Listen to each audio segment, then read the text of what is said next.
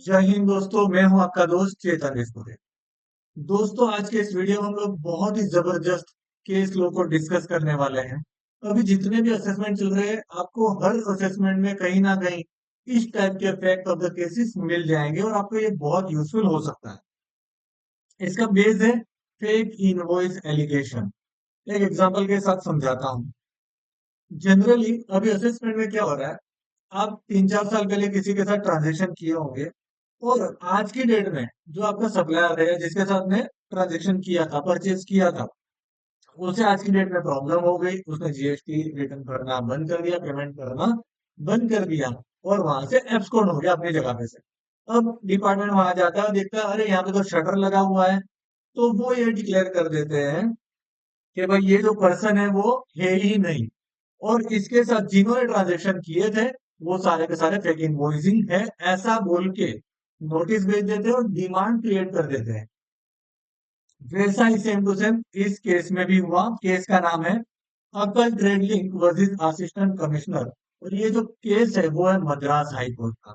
इस केस में भी सेम टू सेम ऐसे ही हुआ। पहले वाला ट्रांजेक्शन था और वो ट्रांजेक्शन सारे सही थे। अब एज पर सेक्शन 155 ये जो प्रूफ करना है ट्रांजेक्शन जेन्युइन था, वो आता है टैक्स पेयर के ऊपर।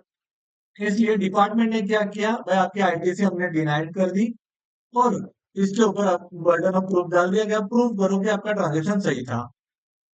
अब ये जो टैक्स पेयर है इसने क्या किया, इसने बताया सर देखिए ये टैक्स इनवॉइस है। टैक्स इनवॉइस के अंदर ये भी मेंशन किया कि कौन सी गाड़ी, गाड़ी का जो नंबर है वो भी वहां पे मेंशन किया गया था। इस गाड़ी से गुड्स का ट्रांसपोर्टेशन हुआ था। जो आईटीसी थी वो टू बी में भी दिख रही थी। पेमेंट था इन्होंने वो बैंक के थ्रू करके रखा था। सारी जो सेक्शन 16 सब सेक्शन 2 की कंडीशन है वो फुलफिल करके रखी है। लेकिन डिपार्टमेंट ने कहा कि अच्छा ठीक है, तो आप एक काम करिए, लोअर रिसिप्ट दिखाइए और वेट मेजरमेंट स्लिप दिखाइए, जो वो टैक्स पेयर के पास अवेलेबल नहीं थी। लेकिन ये सारी चीजें अवेलेबल थी। डिपार्टमेंट ने कहा आपके पास लॉरी रिसिप्ट नहीं है, वेट मेजरमेंट जो स्लिप होती है वो नहीं है, तो भाई आपका ये फेक ट्रांजेक्शन है और हम आपकी आईटीसी डिनाई करते हैं और डिमांड निकाल देते हैं। अब टैक्स पेयर उन्होंने क्या किया, वो सीधा गए मद्रास हाई कोर्ट और मद्रास हाई कोर्ट को बोल दिया था देखिए सप्लायर उस टाइम पे रजिस्टर था जिस टाइम पर हमने ट्रांजेक्शन किए थे, उस टाइम पर उसने जीएसटी 1 और 3 भी फाइल किया था। उस टाइम पर हमने जो उसे पेमेंट किया था वो विद इन टाइम लिमिट कर दिया था और उसने भी गवर्नमेंट में टाइम लिमिट में पेमेंट कर दिया था। और टैक्स इनवॉइस के अंदर व्हीकल की जो डिटेल होनी चाहिए थी वो भी मेंशन है। तब मद्रास हाईकोर्ट ने क्या कहा, मद्रास हाईकोर्ट ने कहा कि भाई आपका जो ऑर्डर है डिपार्टमेंट का उसे सेट असाइड कर दिया, जीएसटी की जो डिमांड थी उसे कैंसिल करवा दिया और जो केस को तो केस है उसे फ्रेश एडजुडिकेशन के लिए फिर से भेज दिया और कहा कि भाई अगर सप्लायर रजिस्टर था, रिटर्न फाइलिंग हुआ है, टैक्स पेमेंट हुआ है, ट्रांजेक्शन जेन्युइन है, तो आप ऐसे ही सिर्फ और सिर्फ लॉरी रिसिप्ट और वेट मेजरमेंट स्लिप जो है वो अवेलेबल नहीं, उसकी वजह से आप डिमांड क्रिएट नहीं कर सकते हो, आईटीसी को डिनाई नहीं कर सकते हो। क्योंकि सेक्शन 155 के अंदर जो बर्डन ऑफ प्रूफ एसएससी के ऊपर है वो एक लिमिटेड है, ऐसा नहीं कि अनलिमिटेड है, आप जो मांगोगे सारा अवेलेबल होना चाहिए।